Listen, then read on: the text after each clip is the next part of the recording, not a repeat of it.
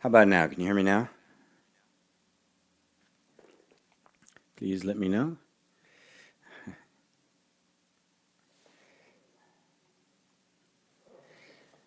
How about now?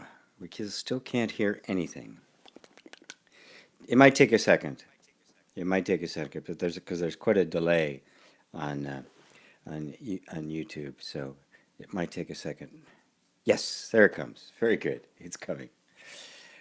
Oh my, sorry about that. So many buttons to push. So apologies for that. Um, Good, good, good. Yes, I am audible again. Too many, but I had everything set except one button. But now it is. Anyway, welcome to Satsang. Welcome to another Satsang with G. And I'm so glad that you decided that you were going to take a chunk of time out of your day to examine the questions that are the most important to us. We don't do that very often. We're so engaged in our everyday life that we think that the kind of introspection that comes in satsang is a luxury, something we do when we have time or later, when we retire, or when we got enough money in the bank, et cetera, et cetera, et cetera. And of course, that's really nonsense, because if there isn't a good time to pose for yourself the deepest questions there are, if that time isn't now, I have no idea when that time would be. So I'm soliciting. I want questions today. I didn't plan any kind of discourse, although I'm happy to give one if there's a subject that is really, really important to everybody. And I invite you to bring all the questions you have, your deep questions, the stuff that's really troubling you, the stuff that's bothering you, the stuff that's really important to you. But let's approach it from the point of view of not knowledge, but freedom. Muji, my teacher, makes a beautiful distinction between knowledge questions and freedom questions. And both are valuable, both are important. Knowledge questions, we need a context. We need to be able to understand where we are and where we're going, how things work and why. In the inner reconciliation training that I have, I spend a lot of time giving you the context, explaining why and how, but also a lot of time in just actually doing it experientially. Freedom questions are the questions you ask in order to truly go free, to discover the inner freedom that once is found is absolutely unmovable. It just doesn't go away. And no matter what's happening in your life, no matter how difficult it might be, there's this inner presence, there's this inner peace that doesn't go away. One of the big misunderstandings about awakening is that when it happens, that's it, that's the end of all problems. Far from it. Oftentimes, in the beginning, the problems can accelerate and increase because it introduces such a dramatic shift, a dramatic transformation within the whole energy system, the whole nervous system, that that there's a reaction to it. And you've probably heard me explain before that when your nervous system, when you're young, your nervous system is, its job is constant, it's doing it your whole life, but when it's young, it's the most impressionable because it's when you're the most powerless. And the urge to survive is primary. It's above all else. And so in order to guarantee your survival, the nervous system, before you can talk, before you can reason, you're barely in the picture at all. It's already monitoring the environment to see what behaviors do I exude that get me what I need, fed, changed, hugged, etc. And it will produce those behaviors. It makes those associations. If those are all met normally and healthfully, everything develops well, and there's a good sense of well-being that develops out of that. But eventually, even if you had an excellent, infanthood, eventually we exude behaviors that are not at all acceptable to the tribe. It's going to happen. It's inevitable. The huge vista of self-expression that's available to us simply won't fit in any tribe, in any family. There's parts of you that are going to have to be suppressed, pushed aside, because they don't fit. The tribe doesn't like them. Even though it's all natural, it's all pure, it's all beautiful, it's all 100% organic, it's all you, it is, it is not acceptable. And so the nervous, excuse me, the nervous system does its job. It says, okay, those behaviors can't come out. These behaviors must come out. And this is where the conflict comes from. This is all of it.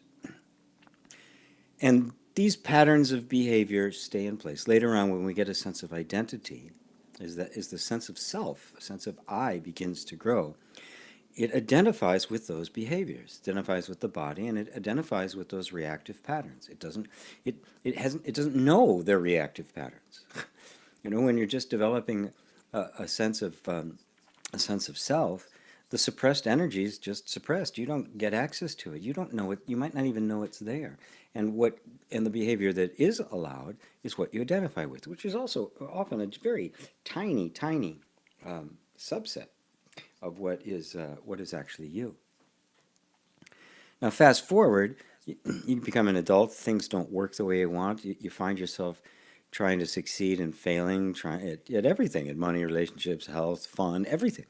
Life becomes really burdensome. And it's simply because you're going through life without firing on all cylinders. You haven't got all of your natural resources available to you because the energy system, being in the position that's in, the defensive posture, is not going to let them out because it doesn't know the world's changed. Our job is to show it that it's changed.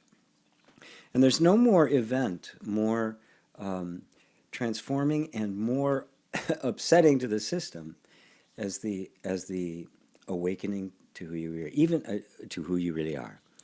Even a glimpse that you are not your conditioning, you are not your body, you are not these patterns, can throw the entire thing into a tailspin, because you've lived your whole life as if that were true. The sense of identity stabilizes all of this, and so that's why you may have had, and I know many people that have had, huge breakthroughs, huge ahas, through huge insights, seeing God, right, and then been completely confused why after that it seems like everything in their life goes to hell in a handbasket. It's because there's this mission, the post-awakening sadhana or practice, that allows that to sink deeply into the entire nervous system until it gets so flexible and malleable, it literally switches the organizing center of it from the sense of identity that is the small self, the false self, or the ego, if you like to call, say, that sense of I actually becomes the real self. It migrates over to the real, what I often call the light at the center. So that's kind of the background of why awakening can be so tumultuous, and that don't expect because you had a great aha moment or you had a great awakening experience that you're done yet. You're not. And the next part of it, post-awakening practice, is actually quite fun. It's actually quite extraordinary, because what happens is you begin to build you're no longer just trying to fix your problems and make them go away. You are beginning to feel a sense of curiosity, a sense of interest. The way everything works gets interesting to you. And you begin to just really fall in love with yourself, fall in love with this mechanism, fall in love with the world, simultaneously becoming extremely wise about how the world works, how other people work, the programming that most people are acting out. So, so anyway, as I'm waiting for questions to come in here, I'm going to scroll back and just see that people are saying hi. Cindy from Arizona. Don't forget to tell me where you're from. And Carla is in Mexico. Getting hoped in relationship with knee-jerk. Cindy Soul asked the question, getting hoped in a relationship with knee-jerk short temper. I'm not sure what you mean, Cindy. You said getting hoped. I think you might have misspelled that, in a relationship with a knee-jerk short temper. And please, when you ask the question again, is it your knee-jerk short temper or his? Or hers, I don't really know. Hooked.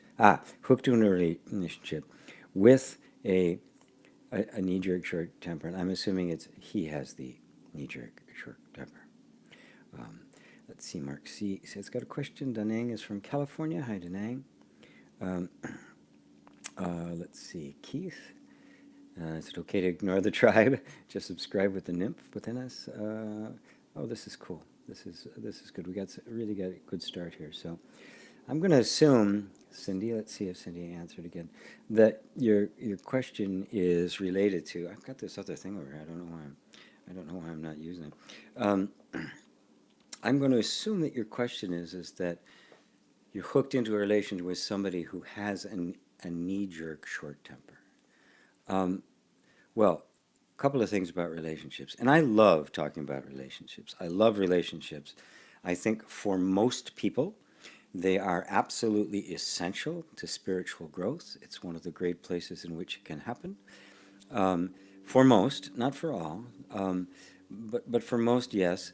And at the same time, the vast majority of those are not getting much out of the relationship, not getting happiness, not getting joy, and certainly not getting spiritual growth. So when you say hooked into a relationship, does it mean you feel obligated? I mean, are you like married, and it's unhappy? Is he? I mean, what's the hook? What's keeping you there?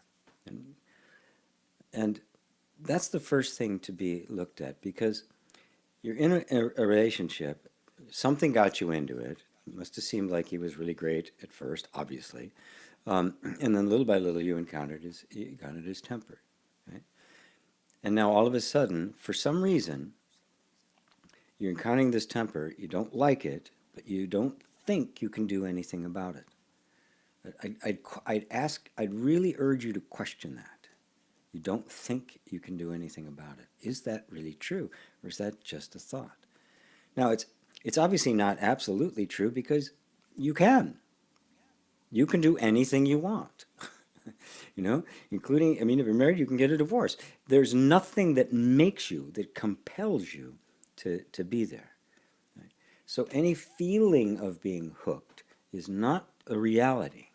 It may be difficult. There may be emotional resistance to making changes, to hurting somebody's feelings, to cutting somebody off, to standing up for yourself, to asking, being clear about what your boundaries are. There may be resistance to that. But you are not hooked, period. So instead, turn your attention to why is it that I can't just affirm and assert what I want and draw the line and say no? Because it isn't. You will end up walking on eggshells the longer you stay with them, because you're not going to be able. You can't expect him to change. You can't expect him to get it. And even if he says he is, I would tell him to go away and prove it for a while and come back later, because it can't possibly resolve itself without you setting the boundaries and say, this is it. This is all I'm taking, and I don't want this anymore. And also, remember, in every relationship, it is not your job to fix the other person. It's not your job to awaken them. You have no responsibility to them whatsoever. Or should I say, the responsibility has to be absolutely parallel. It has to be matched. And that's not responsibility anymore, it's love. Just wanting to take care of somebody else and basking in the fact that they want to take care of you. If you want to take care of them and they want to take care of you, you don't have to worry about anything. You don't have to try. All you have to do is ask and you get it. I mean, it's actually really easy. I mean, it is really. I know it isn't easy, because we're so messed up about relationships. Trust me, I've had plenty that I was just, what was I thinking? Well, I wasn't. That was the actual cat. So I hope that helps you, Cindy. Mark C. is the heart the seat of all freedom? Yes. It's important to note that in the West, our context, our orientation, is that you have the heart and you have the mind, and that they're two very different things. And so, from the Western perspective, yes, it has to sink into the heart. That is, it has to take over the emotions, the feelings, the energy of life has to become awakened and free. The freedom of expression must follow the insight into your true divine nature. Now, in the East, where that phrase is used, it doesn't mean they are not two different things. In fact, in Chinese, the symbol for heart and the symbol for mind are the same symbol. So anywhere you read like Buddhist sutras, which I'm a big fan of, you'll hear a lot of where Buddha uses the word about mind and nothing but mind and projections of the mind and that sort of thing. You can say heart mind. You could replace that word with heart and it would feel the same way, and it would mean the same thing. He is the reality is that there is a continuum between heart and mind. I mean, really, when we're talking about heart and mind, what are we talking about? We're talking about feeling, and we're talking about thought. And are they not just kind of two shades of the same thing, the pureness of experience? Throw in the sensations in the body, and you've got all we ever experience ever about anything. We never experience anything directly. We experience our thoughts, our feelings, and our sensations. And so to bring it home, the spiritual heart refers to the center of something, the absolute center of anything, the dead, the heart of the matter. Or talk about somebody with a big heart, they're very, very giving. We're not talking about an organ, and we're not talking about just the emotions. We're talking about the essential, the most essential. And that most essential heart is going to incorporate and subsume sensation, emotion, and thought. They all merge in the heart. And the heart is simply the life of the truth that's seen, so that compassion and wisdom become a continuum. And it's no accident that the goddess Kanon in Chinese, and it's Kuan Yin and Kwanum and Kanzion in Japanese, is the goddess of compassion. And you see, she's very famous. You can get a million pictures of her on Google. Very beautiful image of her standing on the lotus and holding some oil and things like that. But she is also the goddess of wisdom. And so you have, in the same place, this absolute precision, this masculine affirmation, right? And this open, total compassion, acceptance, and love. It's the perfect balance of the masculine and the feminine, the light and the dark. All of the opposites converge there. And in language, we cannot describe this place, because you can't describe a place which is the perfect conversion of all places. You can't describe singularity. You can't describe one, because description is always in terms of something else. So if there is nothing else, it can't describe it. So instead, we talk about things like Sat Chitananda. We talk about the wisdom of compassion. We talk about Vedanta and Tantra. We point towards these opposites, so that you don't and to not getting stuck on any side of it.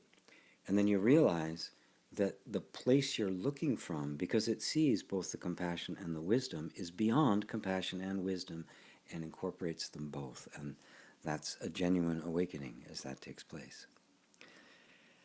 Oh, I think I answered that. I hope I did.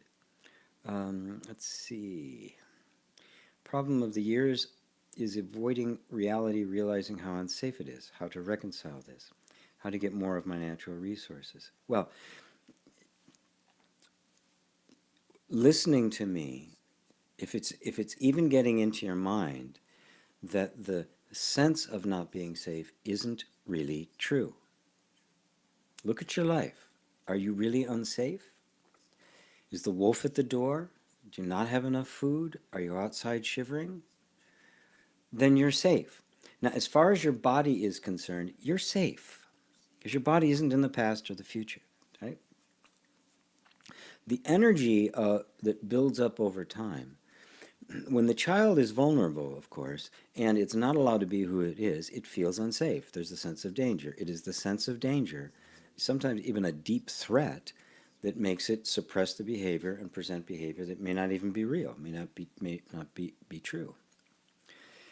There's only one way out of that defensive posture, because once the energy gets into that state, especially as the child, and if it's consistent over the childhood, there's a very there's a very subtle underlying assumption that will go on for the rest of your life that it's not safe.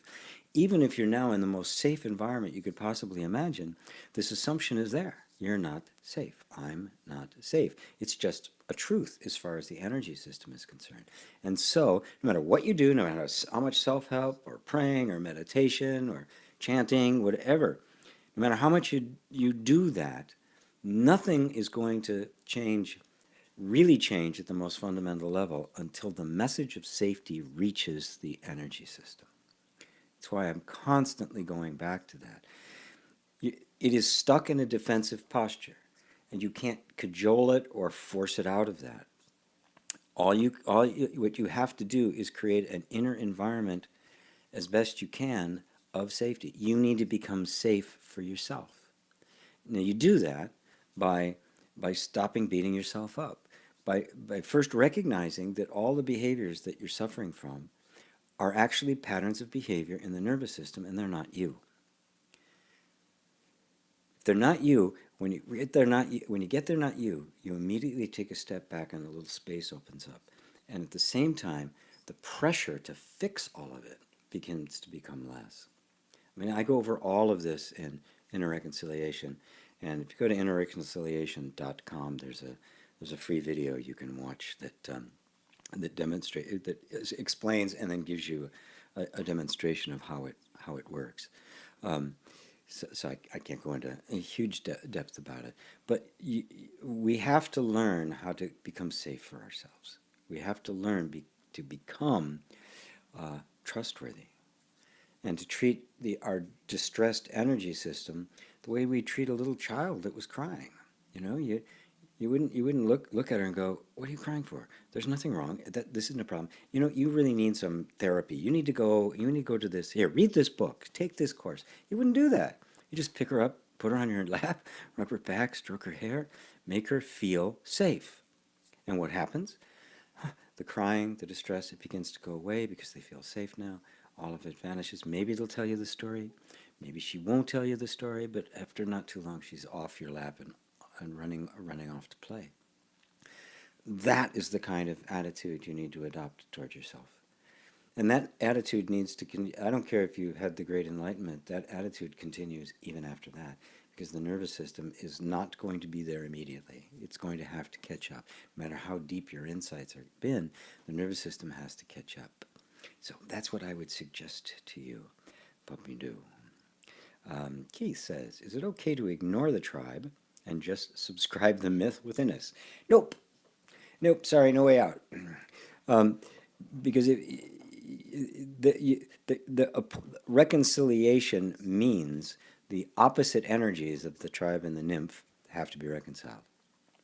Now, what Keith is, for those of you who may not have taken any of the Inner Reconciliation courses, these are words that I've used, that I've replaced, that I've used the chakra model, the energy centers, and this primitive and absolute drive for safety within the system, and the effect it's had because of the role it played in early development with your family and like. I gave that energy the archetype of the tribe. It is the most fundamental part of us, and it is pretty much where the vast majority of our emotional blocks and difficulties come from.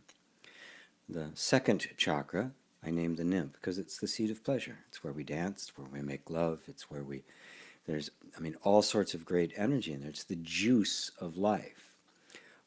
it's interesting. It's also the energy center of money. This, do I have permission to actually ask for what I want and get it? Do I have permission to have a desire? And if that gets shut down, and it will, safety will try to shut it down because safety doesn't care about desires. It doesn't care about happiness and fun and all of that sort. It doesn't care about love. It cares about being safe. That's it. The nymph, on the other hand, doesn't care about anything but having fun and love and stuff like that. It's pure pleasure. And I chose the nymph because that's the image of it. It is just the a pleasure unit. Both of us are in both of those are in us. Both of those are there. Right? So to reconcile them means to be completely present with the drive for safety, knowing it's not going to go anywhere, and simultaneously completely present with the nymph, which is all your desires. And notice how all the desires have judgments laid on them. They've got all sorts of rules, and some are sinful, and some are, and and then even scary to death. You're going to be condemned forever if you do any of them, or you're gonna regret it. All of this stuff that simply doesn't let us acknowledge the very thing we're desiring.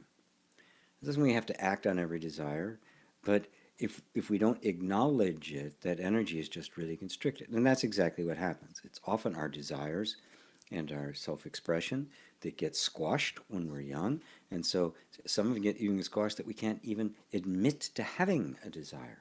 That was where I went when I was very little. I turned them all off. First off, I knew I wasn't going to get them mad. And I knew if I even brought them up, there'd be hell to pay. So I didn't. It took me years to be able to completely own all of the desires, and I'm getting to a place where it's very free about it now. So you own the desires and acknowledge the safety, and if you really let them both be completely the way they are and not take sides, that's the key. You're in a negotiation. You don't take sides. You're not going to negotiate with somebody if he brings his lawyer with as the mediator, right? you got to stand there on equal ground, and if you do that, as a third party, as the light at the center, as I like to use it, and not take sides, and just completely and totally acknowledge both, this will begin to happen. They will find an equilibrium, and that's why I often refer to that model. That model is the harmonious human, because it harmonizes. The thing that keeps them in conflict is your preference for one over the other. So when you say, can I just ignore the tribe and subscribe the nymph, what you're saying, you've just taken sides. You can try, and the tribe will just get louder and louder and louder. And it will take an enormous amount of effort to eke out a little bit of what the nymph has to offer. But if the tribe is supporting it instead of fighting it, everything in the tribe is available to you, or in the nymph is available to you, plus everything else, everything in the heart, everything in your vision, everything, spirituality even. The tribe must be reconciled with, and it must be allowed to reconcile with everything else, because it's fundamental. The human system simply will not risk survival. Why would it? Because if it doesn't survive, none of the rest of it matters. It just has to become convinced that it's safer than it thought it was, and it can find different strategies for keeping you safe. So it doesn't shut you down. It actually supports you, all the while looking for real danger. Not the imaginary danger that lingers from childhood, but real danger. And you'll find out that there's almost none. So I hope that answers you, Keith. We're getting quite a few down there, so let's see.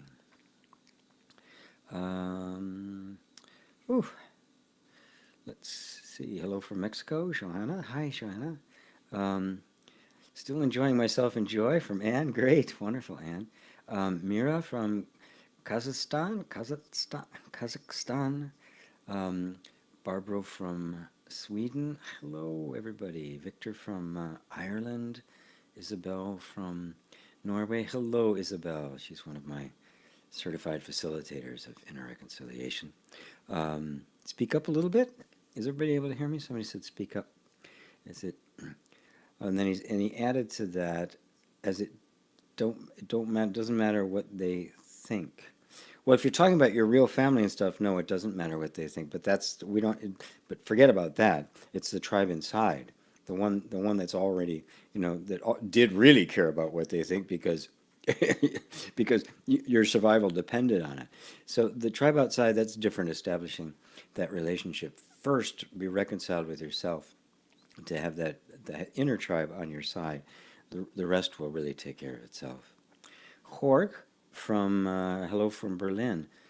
Your work didn't only change my life a lot, also my work with clients. I'm a psychotherapist. It changed thoroughly. Oh, thank you. Thank you very much, Jorg. Yeah,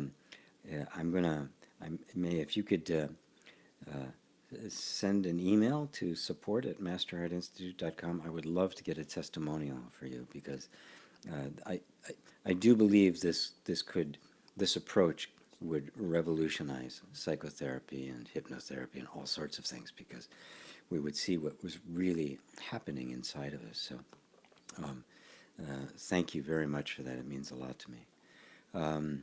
Let's see. Norway, Ireland, hi from Sweden. I'm going through that from that. And Kaufman says, I like the painting behind you. Yeah, I don't. You guys can't. Here, let me see if I can do this without messing things up. Let's see if I can let you see the entire. No, I can't do it. I'm trying to adjust it to see the whole thing. But my son gave me that for Christmas. And yeah, it's a beautiful painting. Let's see. Pam, hi from Norfolk, UK. Hi, Pam. Ida Catherine, hello and thank you from the north of Norway. Beautiful. Wow. Renee Samora says, can you regress after becoming awakened? Well, there is a point in awakening where no, you can't. You simply just can't go back. In the beginning, though, with rare exceptions, there's an integration period that has to take place. You heard me refer to it as the post-awakening sadhana, a way of letting the vision work its way in, and also really adjust our context and the way we think about it and our perception of it. Because you might find yourself in that blissful state that comes from the inside, and then the blissful state is gone. Right? It happened to me, and it was 2 years. I mean, for another 2 years, then I tried to get back that blissful state, even though I knew quite well that what the awakening was and what had happened. I just couldn't. It was like, my emotions were going crazy.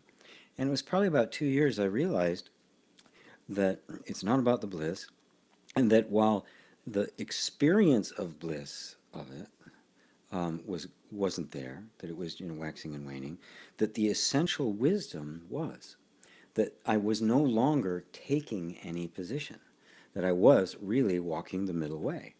And it became clear that that hadn't changed from the moment it happened. And then I began to sink into that and expecting less and less and less of of a peak experience or a blissful experience, and just letting experience be whatever it was. And that was really when the door flung wide open on inner reconciliation. I just saw clear as a bell what was happening. The whole understanding of the energy system and how it all works and how we get conditioned and all of that, and how to walk the middle road, and how when you walk in that middle place of not taking the position, of not taking sides, you acquire the power of reconciliation in your own inner world. And that means nothing that happens internally or externally bothers you anymore. It's just, you just let it happen. And of course, because you're not taking sides, you're not creating any conflict, you're not feeding any of these things unnecessary, unnatural energy. They're just functioning the way they naturally function. They settle into their natural function, which is quiet and stable and perfect. And that's what happens. And it becomes an increasingly deepening experience. It's just the deepening and blossoming of the entire human experience. And so it may feel as if there is a regression after awakening, but there really isn't.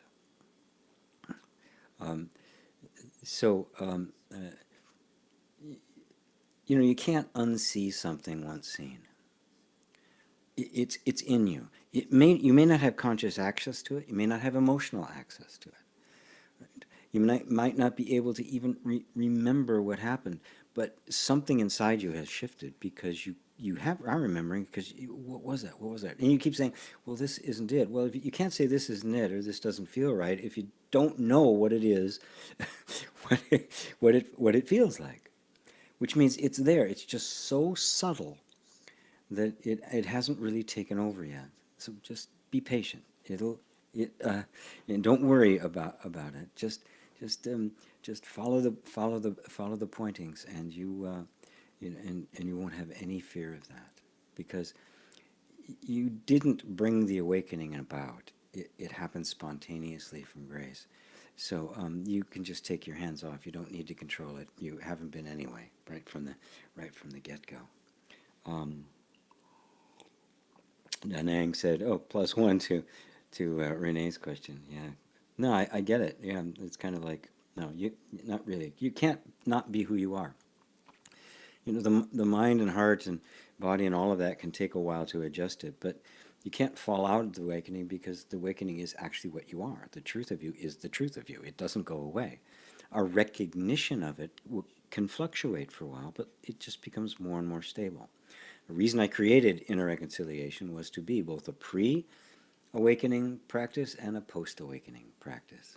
In the beginning, it brings you up to the point where the ground is prepared so that you can actually receive the awakening, and then after that, how you can continue to work to get it to increasingly colonize into the system.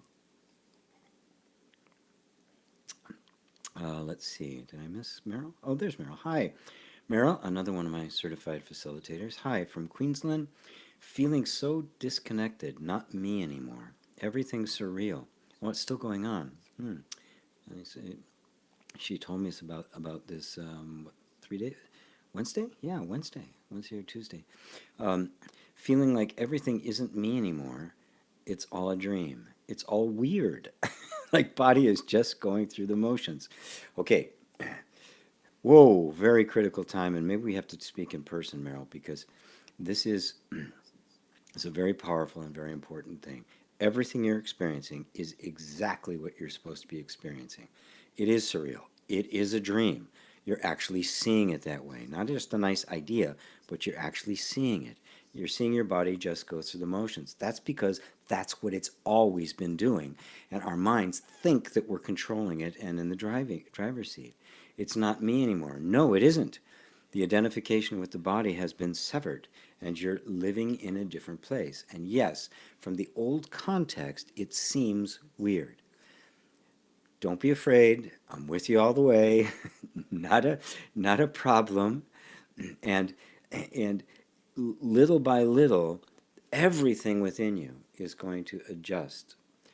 What happens is, with the awakening, with a powerful awakening, is that the center of the nervous system, which normally is our egoic mind, it dissolves, at least partially, because you see something much bigger and much deeper.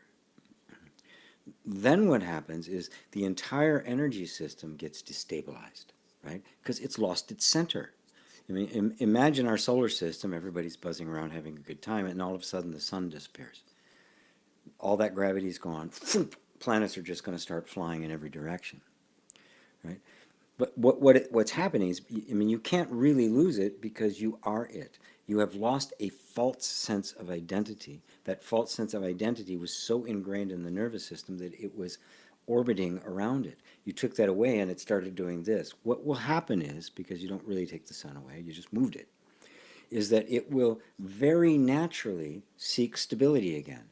And it will seek stability in you, in the real you. So go back. Oh, I don't know if you've had inner reconciliation level 3. So much of this gets explained in that.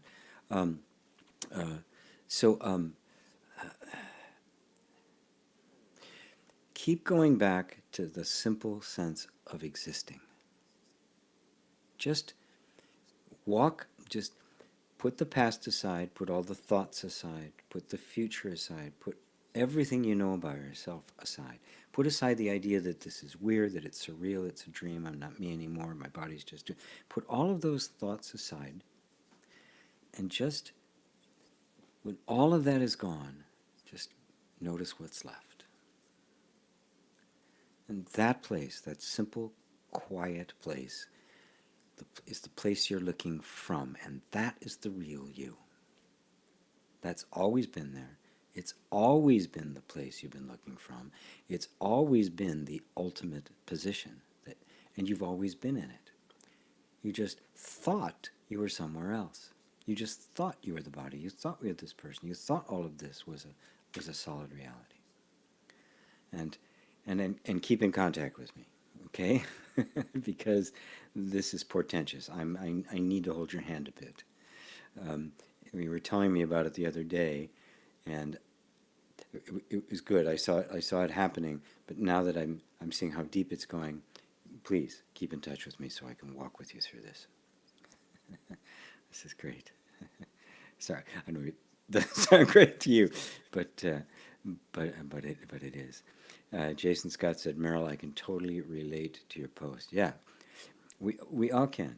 You know, sometimes it comes very gradually and gently, and some things just kind of fall away. Sometimes it comes with a wham and just knocks us on our butt. I know of one woman, Susan Seagal, yeah, American living in Paris. One day she was walking off the bus, and everything just disappeared on her. She was like watching everything, watching her body. She was completely transported in an instant. She had no context, no religion. She'd never heard of enlightenment, and it just happened.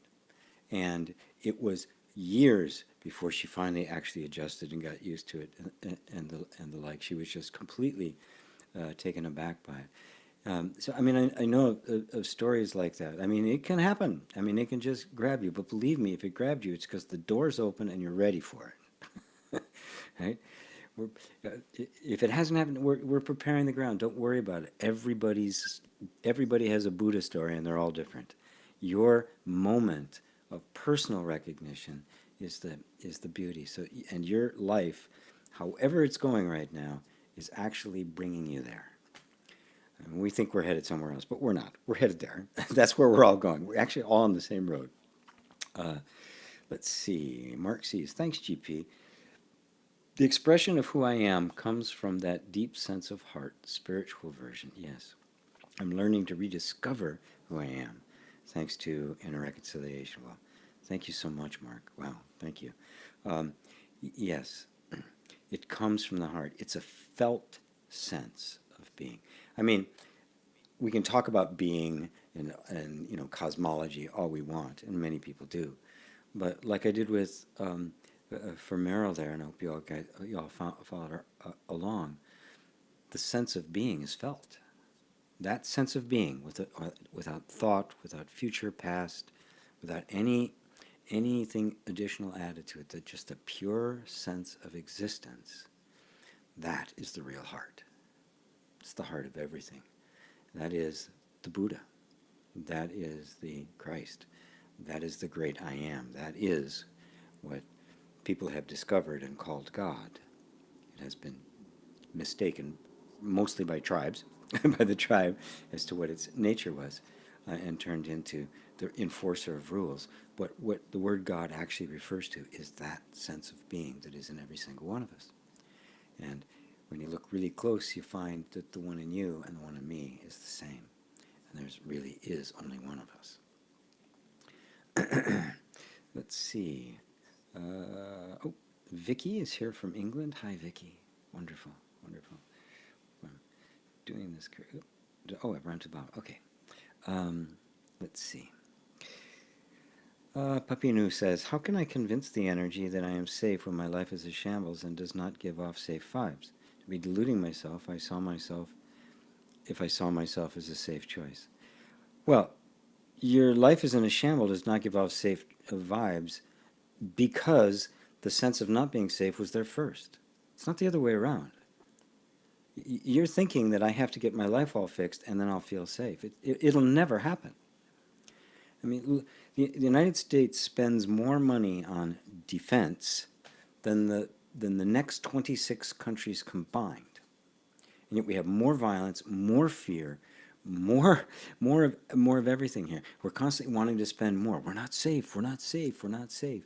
I mean, how armed to the teeth can you be? What it really means is that the seeking of safety in external conditions and armaments and weapons is insane and will never work. It will never make you safe. It'll only make you feel more unsafe.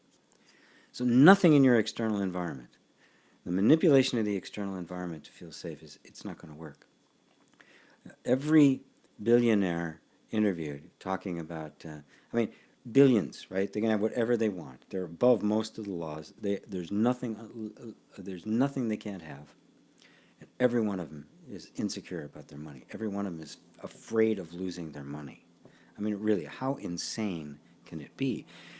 What it points to is the fact that nothing in the external environment is the cause of our safety, nor can it take our safety away.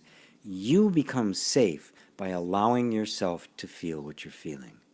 Let yourself feel unsafe without fighting it. Then you become safe. Your attitude, your psyche becomes safe. And little by little, that message that I'm safe, I'm accepting you, will get into the rest of your nervous system. I mean, the fact that who you were, the way you actually were, the real you, the original innocent you, coming out as a child, was not acceptable, was the cause of not feeling safe. And now what we do as adults, we make ourselves totally unacceptable. And that's why we do self-help, we do all this work on ourselves, we spend years, years at it, because all we're trying to do, the underlying assumption is, I'm not acceptable. As long as that underlying assumption is there, you're never going to get to it, because you are doing to yourself exactly what happened back then that put this whole mechanism into place in the first place. So what's required? Acceptance, love, unconditional love, inner reconciling with your inner world. You know, if you're in a relationship with somebody, you really love them, and you're really close, but you have a fight, and you really at a stance. What's the first thing you need to do? What's the first thing every relationship teacher in the world tells you? Communicate. Drop your agenda and listen. Turn your attention inside to all of your feelings and listen. Not with any intention to get rid of them or change them or fix them, but to really listen.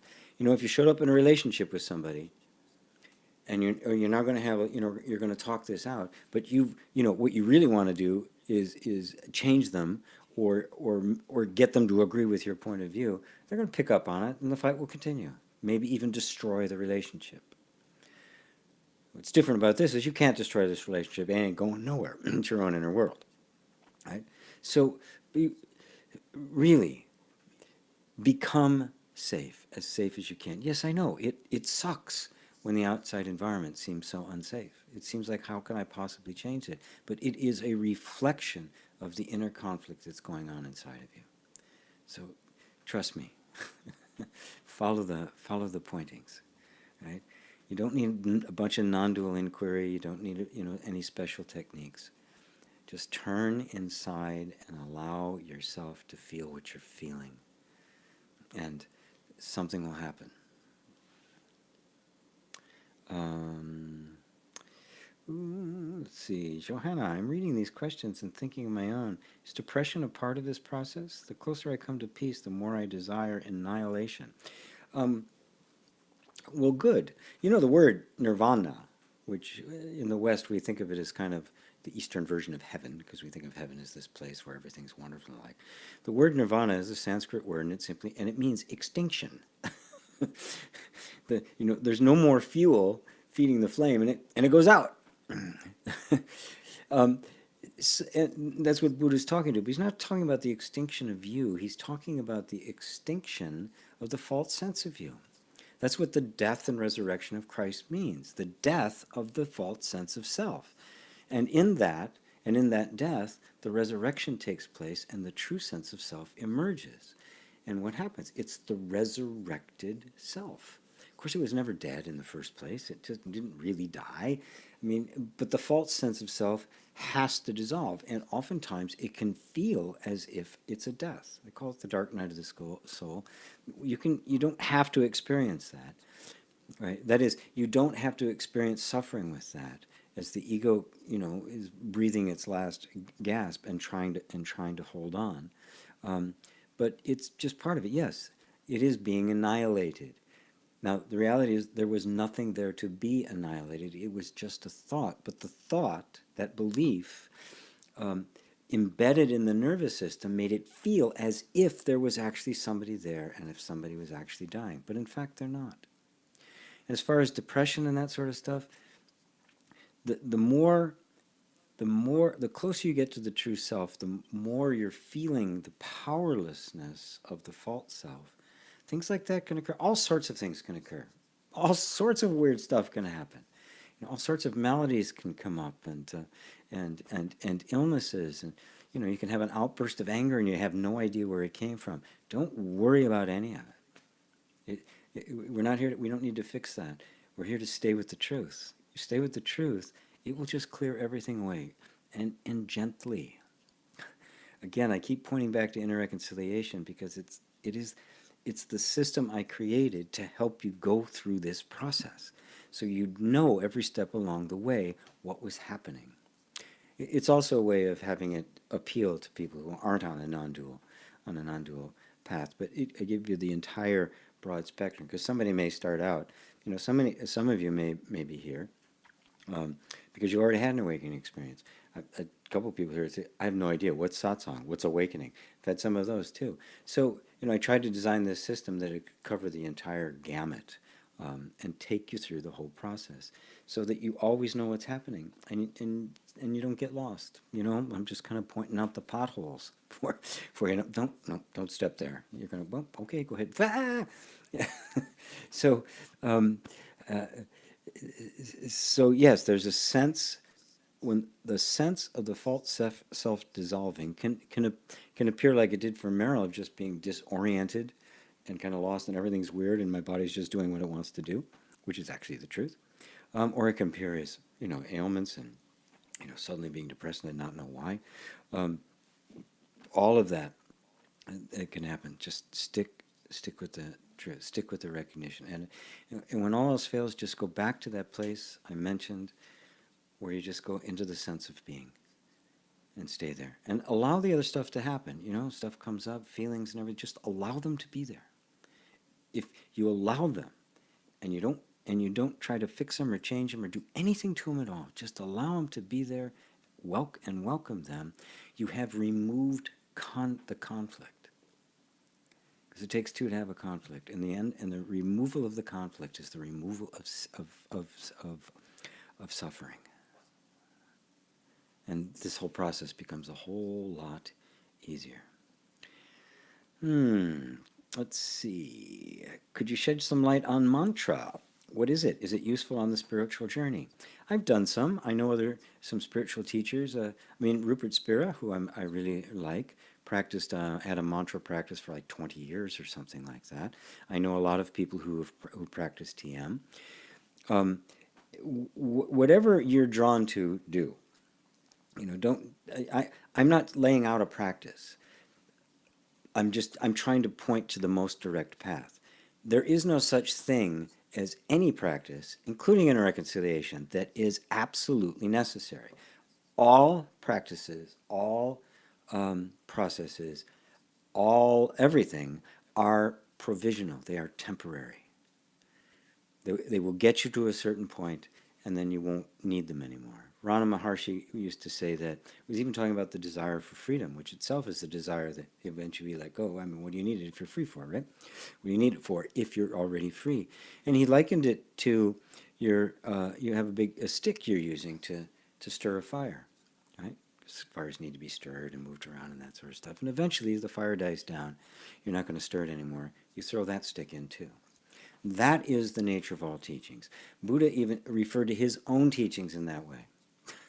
As a boat you take to the other side of the lake, and once you get to the other side of the lake, you leave the boat. You don't need it. You don't need to carry a boat around while you're walking. You leave it in the lake for somebody else. And in the Heart Sutra, one of the most remarkable of the, maybe the most remarkable, certainly the most artful and shortest, it's only 36 lines of all of the Buddha Sutra, that's what he did. Literally was dismantle every single one of his own teachings, leaving nothing but the pure teaching of the wisdom of emptiness. That is the story of Buddha. So, if anybody comes and tells you this is the truth, this is what you have to do, this is the practice that's going to get you there, it's not true. But what practices you need? I went through many of them before I got here, and I just have to look and say, yeah, they were all necessary. They all contributed to creating the groundwork that allowed me to finally be open enough to receive. And so, they're good. They're good. They help train the mind. They help make the mind less jumping around. So they have their advantages. But check inside. Is that what you're drawn to?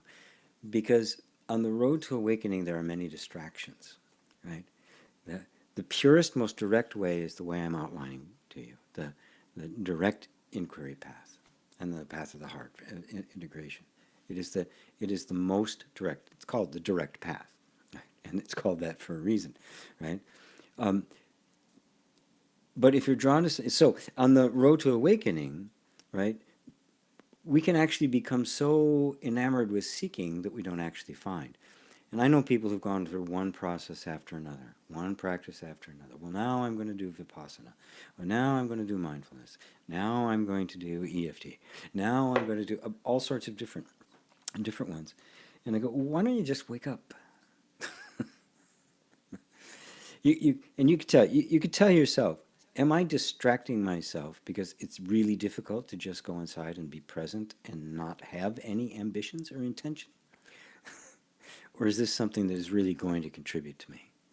I urge everybody to turn inside, to let yourself feel what you're feeling with no intention, no desire, not even the desire for enlightenment, to just be present and see what happens. Just try it. Let's see. Questions, a lot of questions. What time? 4:59. I'm not sure I'm going to get to them all today. There's really a lot of them, and they're juicy.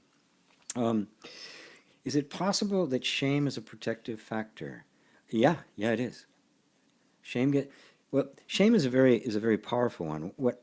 When you are, when you're little and exuberant and you're still loved, you haven't really contradicted the tribe yet. Let's say you had a loving mother and father. So when you're a little baby, you really got you got everything you needed. But then of course, inevitably, you start becoming the kid, and there's things that they're not going to like, right?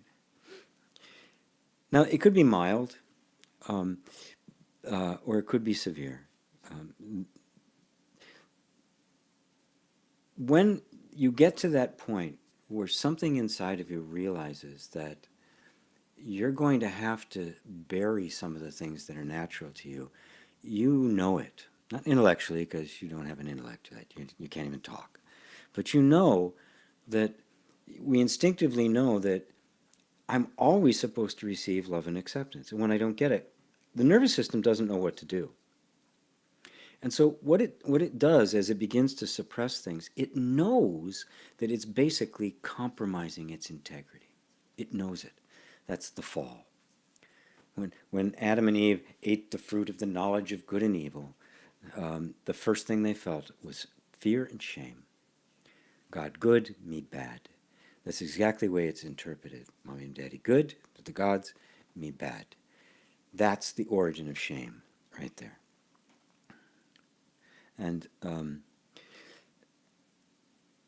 shame itself is not a protective factor, but all of the behaviors that grow out of that are an attempt to compensate for the underlying shame that's there. The shame that I had to compromise I had to chew off my arm to live. to the child in that moment, it's a fall. I mean, it is a life and death decision. And I think there are some kids that die very young that choose not to.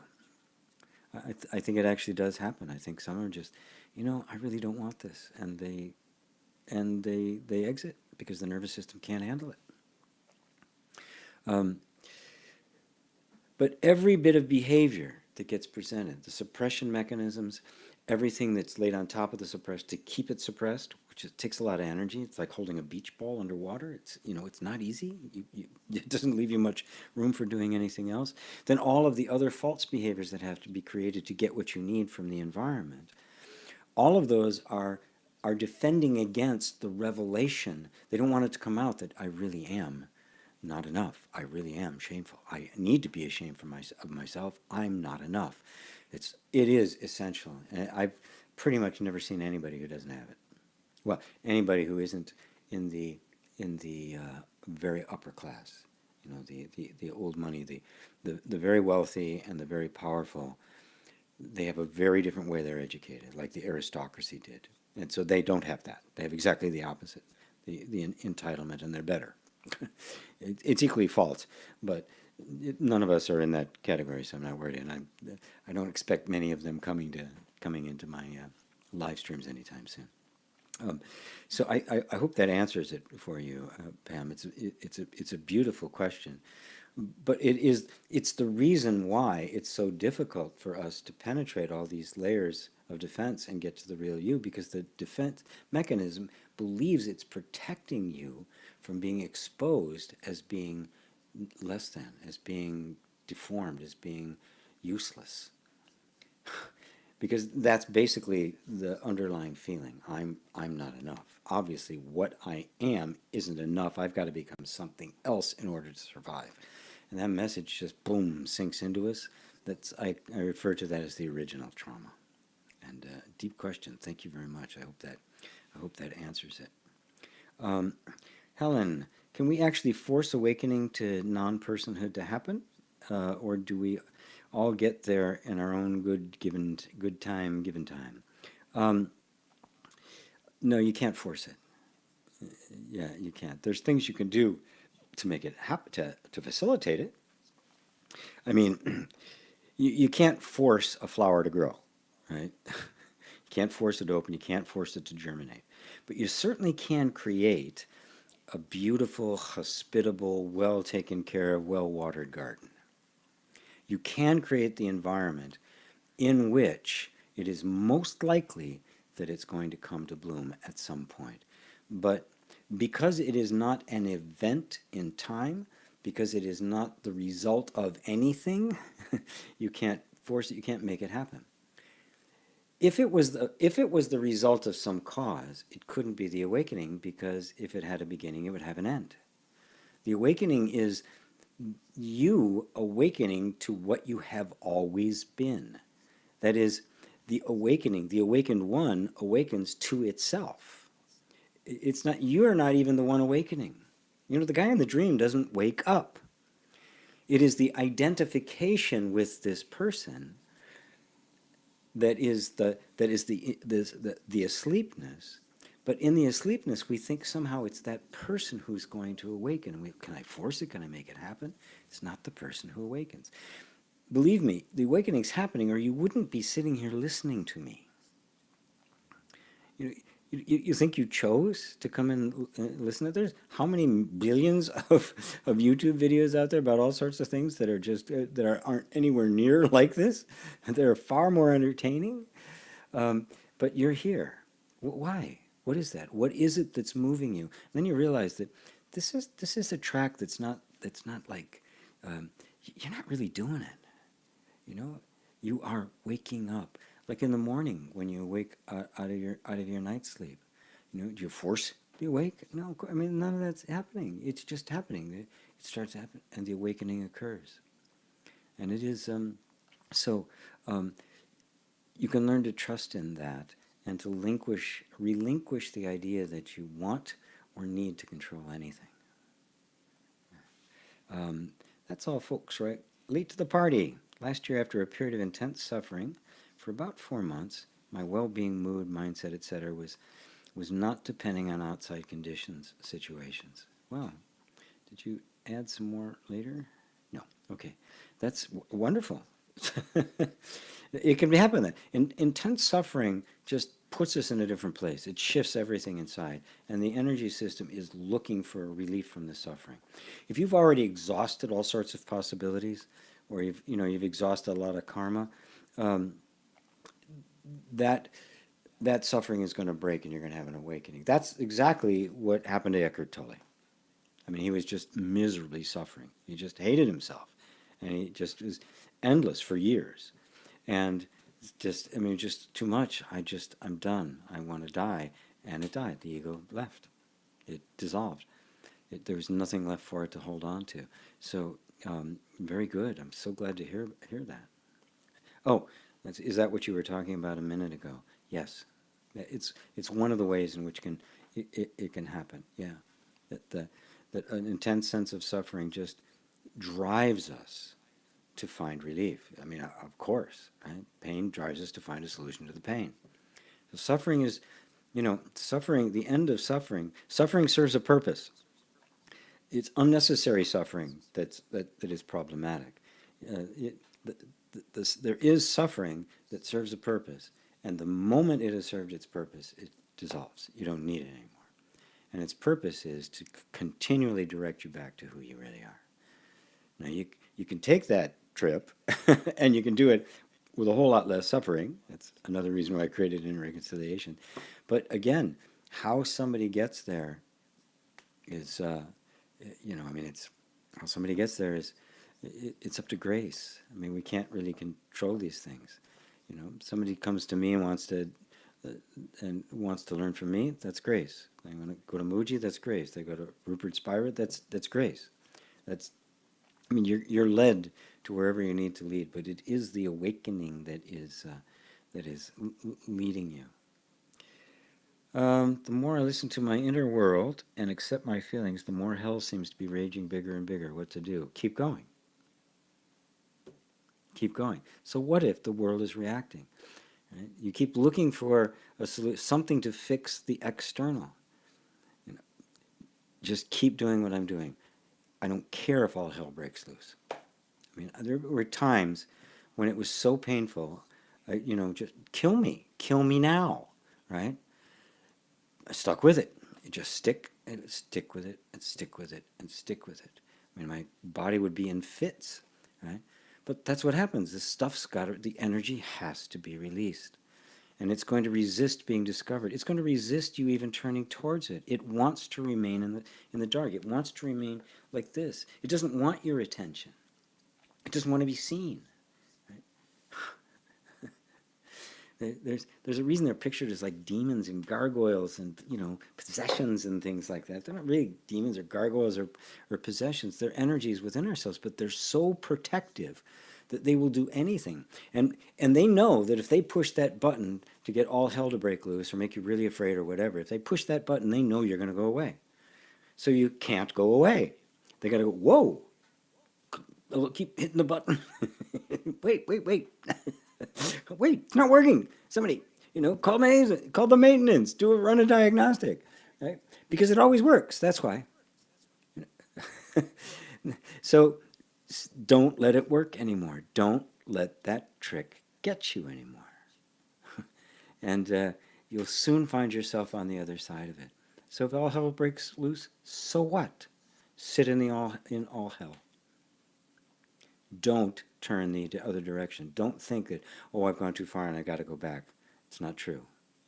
If all hell is breaking loose, you're onto something. You're in the right territory. Keep going. Thank you for your service, GP. Thank you. Thank you for that, Joanna. Jason says, Papino, I can totally relate, but give that energy a safe space. You are that safe space. It absolutely is possible. Not fun. I'm not having fun either, but it's absolutely possible. No, it's not fun until it just begins to relax and you actually feel the energy system begin to respond and go into peace. Yeah, and then it's like, then you'll say, I don't care how long that went. It's like when a mom gives birth, right?